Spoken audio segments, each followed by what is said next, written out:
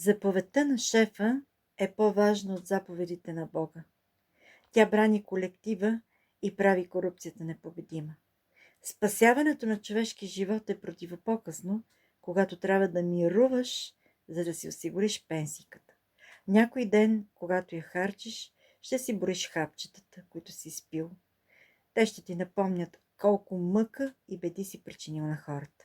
И всеки път, когато гледаш звездите през прозореца, ще се опитваш да си спомняш някоя молитва, която да опрости греховете ти, но няма да намираш думите, защото думите са също една пътека към Бога. А истината, това са стъпалата, които трябва да изкачиш, за да достигнеш до светлината. Няма да изпитваш болка. Тя е за тези, които си наранявал. Само те имат сили да я понесат. Няма да изпитваш нищо, защото ти вече си се превърнал в нищо, а нищото не фигурира във Вселената.